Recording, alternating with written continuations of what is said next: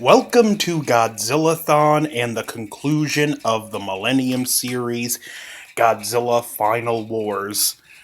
A film I can be somewhat schizophrenic towards. Sometimes I really like it, sometimes not so much. It just depends on the mood I'm in.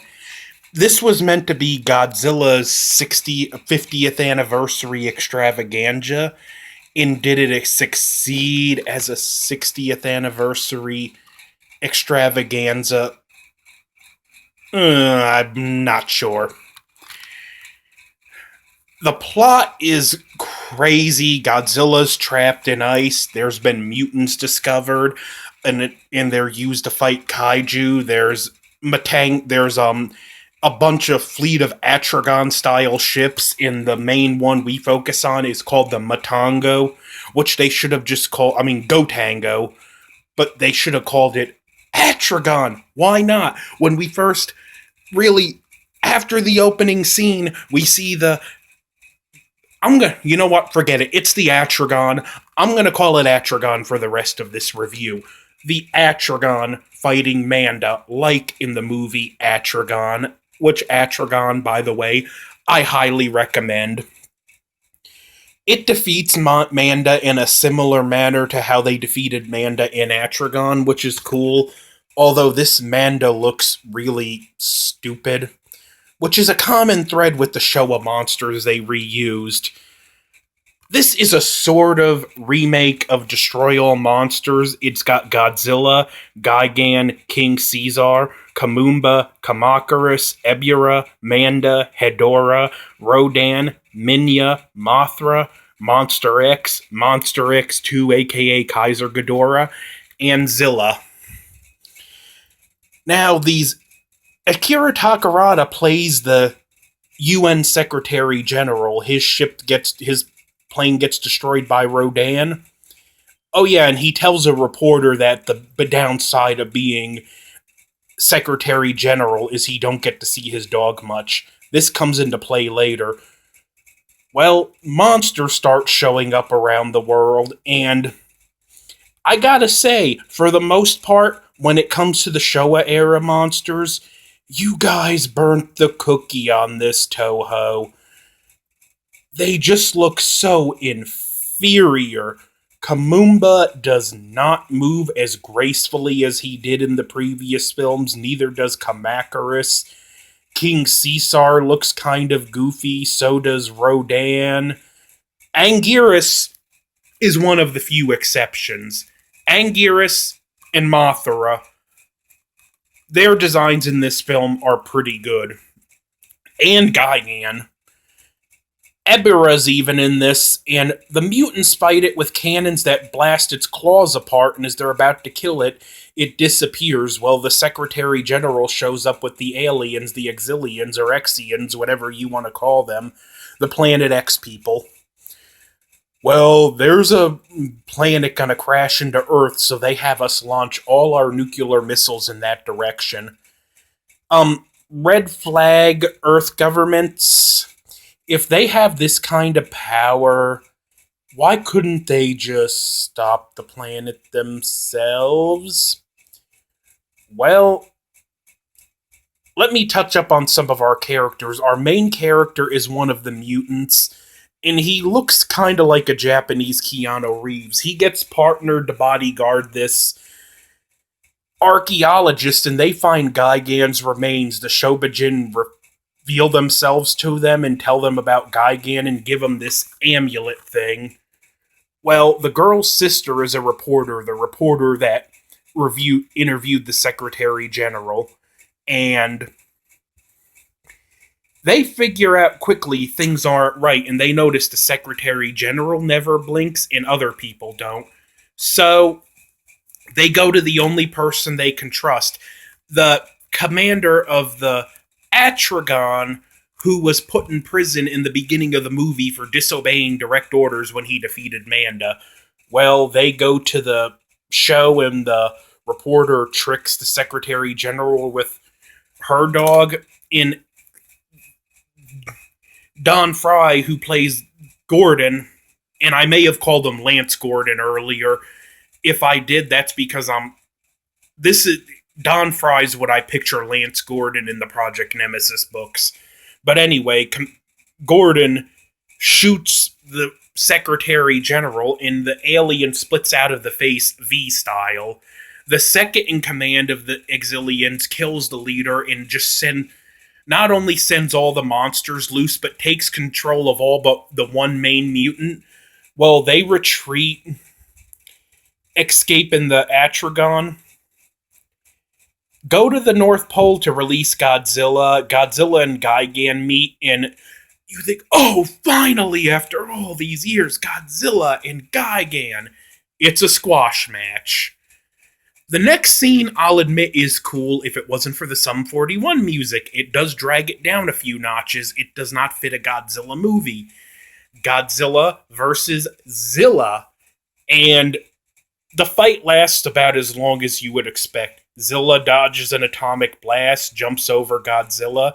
Godzilla hits him with his tail, and the Jay Leno iguana dies to an atomic blast. But the leader, and I do love this character, he is such a great villain. He throws a tantrum, and he's like, I knew that Tuna Head wasn't up for much. So we see him fight Kamumba and Kamakarus and other monsters at other points, and they're just all disappointing squash matches. And I know it sounds like I'm downing this movie. I'm really not. I did enjoy it this time. But, again, every time I watch this movie, my opinions on it tend to change. Like, there's a point when Anguirus is running through the street and stops, and we hear the sound of tires shrieking. When Godzilla's fighting King Caesar, Anguirus, and Rodan, there's a point where Anguirus rolls into a ball, King Caesar kicks him soccer ball style, and Godzilla does a dive towards it like a goalie trying to catch the ball. I do not need this in my Godzilla movie. Well, after squashing all the monsters, including Ebura, which Ebura deserves to be squashed, and Hedorah, after all these years you put Hedorah back in just to be another squash match, they get to the alien ship and rip off Star Wars, because we have a scene where one of the heroes has to fly his ship to the core to destroy the mothership's shields. They crash into it, and they go to use the Maser to destroy it, but are captured. Meanwhile, Godzilla shoots his atomic breath at a meteor, hitting the Earth. This is Monster X, which will become Kaiser Ghidorah. Then they launch Gigan, the two of them double-team Godzilla a little, and then Mothra shows up, and now Gigan has chainsaws on his hand. And I gotta call shenanigans at this part. There's a point where Gigan shoots these buzzsaws at Mothra. Mothra dodges them. They come back and cut Gigan's head off. Then she turns into does a kamikaze attack, destroying the rest of Gigan. Mothra, his head got cut off. Sure, the Exilians put him back together, but I really don't think they have time to now. There was no time to go. Antifa suicide bomber. Well, now we get some cool stuff where we get the trade-off where humans are fighting and the monsters. It turns out our main mutant character, all mutants have M-base in their DNA, so do all the monsters except Godzilla and Mothra, and that's how the Exilians were able to control them. But one in a billion, I think it is, has a chance of becoming a Kaiser, an all-powerful super being. Well, our main mutant character, Japanese Keanu Reeves, is the Kaiser, and he starts realizing his power as he's fighting the main character. And I like this fight. Pretty good fight. Fun, entertaining, fast-paced. And we even get scenes where how the monsters and the humans are fighting are similar. Well, we find out the humans that we thought were dead aren't. The Secretary General escapes with others, and we get to see Akira Takarada do some action stuff. Like, I like the line about, keep it up and you'll find out why they called me Bullseye at the Academy. Don Fry has a katana which one of the aliens take, and I could just see this movie coming out today, or some of these snowflakes watching it. It's an American with a katana! Cultural appropriation! Does he know how sensitive he is? Well, we get a scene where the characters are pinned, then they all get taken out with an explosion, and Gordon comes. Hold on. Walking with his katana over his shoulder like this, just very nonchalantly, and I thought I told you to get to the ship. Well, the mutant powers come into his fullness, and he just annihilates the aliens, similar to how Neo annihilated Smith when he first came into his powers. Like, we even get the same thing where he stops all the bullets, or in this case, blaster bolts. Well, Ghidorah, Monster X evolves into Kaiser Ghidorah, Godzilla's strongest opponent everywhere, any film. Just watch, Godzilla has never been so overwhelmed like this before. The mutant has to give him his power, and Godzilla then squashes Ghidorah, destroys two of his heads, starts stomping on the other one, Destroy All Monsters style, throws him in the air and annihilates him with an atomic blast.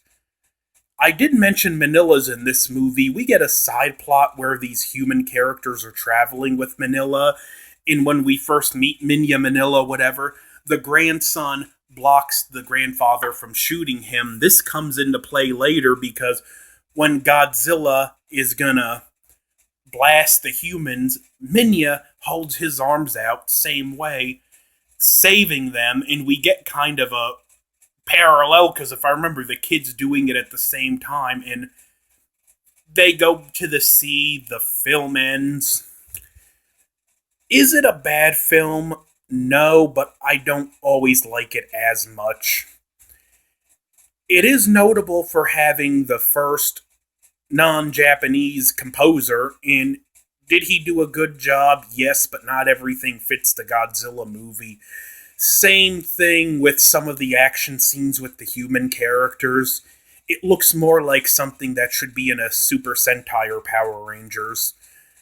This movie is a mixed bag, but if you watch it in the right mindset and are willing to turn off the logical part of your brain, it is a completely fun action romp. It's something I can enjoy repeated viewings of, but there has to be sizable breaks in between those repeated viewings. I'm just glad it didn't turn out to be the last film. Next, we would get, after this, we enter into the new era, and I don't know what this era needs to be called, because we have the Shin movies, which we won't get the next one till after Kong vs. Godzilla, the Legendary movies, and the anime movies, so the hat trick era, the triple threat era, whatever you want to call it, but I'll be delving into that next. Godzilla 2014, Shin Godzilla, and finally, Godzilla Monster Planet. Don't forget to hit like, subscribe, comment, and if you dislike, feel free to. See you next time. Over and out.